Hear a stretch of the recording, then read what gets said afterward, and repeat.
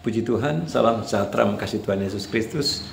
Jumpa kembali Bapak Ibu Saudara-saudara pada kesempatan ini untuk saya menyampaikan pesan firman Tuhan dimanapun Bapak Ibu Saudara-saudara berada. Bersyukur kita kepada Tuhan, di kesempatan ini kita bisa kembali berjumpa dan hari yang spesial yang Tuhan berikan dalam persekutuan kita di dalam Tuhan. Mari sebelum saya menyampaikan pesan firman Tuhan, mari sama-sama kita berdoa. Bapa di surga, kami bersyukur untuk kesempatan ini. Kami kembali ada dalam persekutuan di dalam Tuhan untuk menikmati firman-Mu, menikmati pribadi-Mu. Sebab itu kami merindukan lawatan-Mu dalam kami. Berfirman-lah ya Tuhan, firman-Mu yang akan hamba sampaikan, biar mendapat tempat dalam hati umat jemaat Tuhan. Firman-Mu yang berkuasa akan memulihkan dan membaharui kehidupan kami. Pakai hamba-Mu dengan hikmah dan pengurapan Roh Kudus. Kami bersyukur Bapa di sorga, kami akan baca renungkan firman-Mu dalam nama Tuhan Yesus Kristus. Haleluya. Amin. Bapak Ibu Saudara-saudara, renungan firman Tuhan dalam kitab Ibrani pasal 10 ayatnya, Ibrani pasal 10 ayatnya yang ke-36 sampai ayat yang ke-38 berkata demikian. Sebab kamu memerlukan ketekunan, supaya sesudah kamu melakukan kehendak Allah, kamu memperoleh apa yang dijanjikan itu. Sebab sedikit, bahkan sangat sedikit waktu lagi, dan Ia yang akan datang sudah akan ada tanpa menangguhkan kedatangannya. Tetapi orangku yang benar akan hidup oleh iman, dan apabila ia mengundurkan diri, maka aku tidak berkenan kepadanya. Jemaat yang dikasihi Tuhan, saya mau garis bawahi firman Tuhan berkata, sebab kamu memerlukan ketekunan. Saudara, kita garis bawahi kata ketekunan. Ketekunan menjadi prinsip yang mendasar dalam kehidupan kekristenan. Sebab ketekunan yang dimaksud di sini adalah ketekunan di dalam melayani Tuhan, mengiring Tuhan. Saudara-saudara dikasih Tuhan, memang tidak sedikit tantangan yang kita hadapi. Di ayat sebelumnya ditulis tentang apa disebut dengan penderitaan. Ya, di ayat 32, ingatlah akan masa yang lalu sesudah kamu menerima terang, kamu banyak menderita oleh karena kamu bertahan dalam perjuangan. Nah, saudara-saudara dikasih Tuhan, hal yang gak gampang ketika kita menghadapi penderitaan lalu kemudian kita mau bertekun, tetap setia. Tetapi ini menjadi prinsip dasar dalam hidup bahwa apapun keadaan yang kita alami, kita harus tetap tekun di dalam Tuhan. Tekun melayani dan mengiring Tuhan. Ada janji dalam tulisan firman Tuhan, mereka yang bertekun sampai akhir maka mereka itu yang selamat.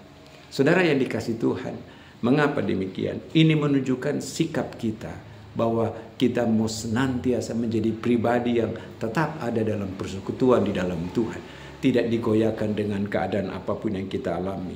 Firman berkata di ayat yang ke-37, sebab sedikit, bahkan sangat sedikit waktu lagi. Jadi waktu ini tidak panjang.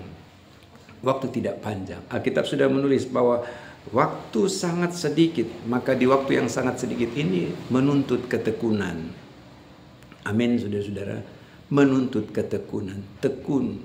Saudara, rumus orangnya tekun, maka pasti dia diberkati oleh Tuhan.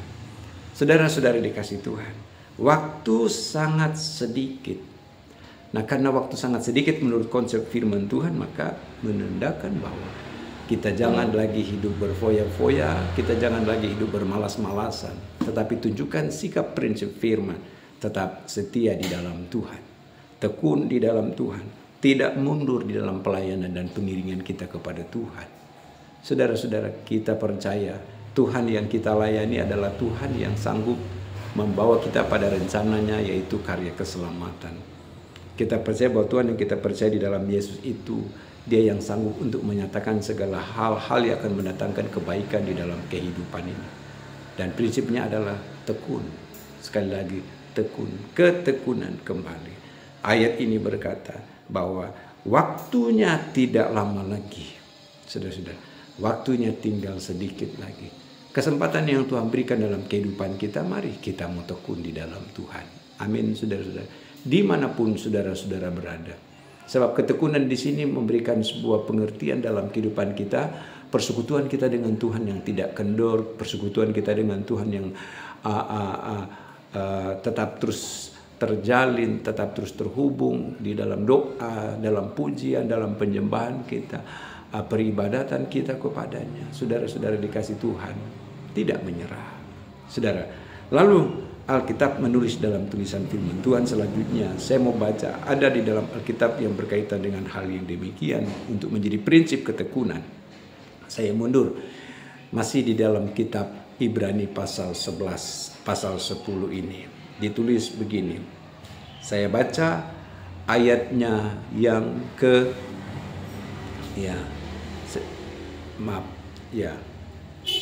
ayat 38. Tetapi orangku yang benar akan hidup oleh iman, dan apabila ia mengundurkan diri, pertanda ini orang yang tidak tekun, maka aku Tuhan tidak berkenan kepadanya. Saudara-saudara, tetapi orangku yang benar akan hidup oleh iman. Percaya kita kepada Tuhan yang tidak kendor, saudara-saudara. Saudara yang dikasih Tuhan yang tetap terus bangkit, apabila ia mengundurkan diri, kehilangan kesetiaan, ketekunan, maka aku tidak berkenan kepadanya. Saudara yang dikasih Tuhan, menjadi sia-sia pelayanan kita kalau kita tidak memiliki ketekunan di dalam Tuhan. Itu sebabnya, saudara-saudara, mari ayat 39 berkata, tetapi kita bukanlah orang-orang yang mengundurkan diri dan binasa, tetapi orang-orang yang percaya dan yang beroleh hidup. Puji Tuhan, Tuhan berkati saudara-saudara sekalian dimanapun saudara berada, dan jemaat GPD Sola Gracia tetap setia di dalam Tuhan, tekun di dalam Tuhan, sungguh-sungguh di dalam Tuhan. Sebab kita punya pribadi Yesus yang melihat setiap engkau, maka segala apa yang kau lakukan tidak sia-sia. Diberkati Tuhan. Mari sama-sama kita berdoa. Bapa, kami bersyukur untuk waktu yang ada, walaupun singkat, renungan firman yang hamba dapat sampaikan, untuk hamba sampaikan kepada setiap kami semua, untuk jadi berkat bagi jemaat yang mendengarkan tayangan ini, diberkati oleh Tuhan.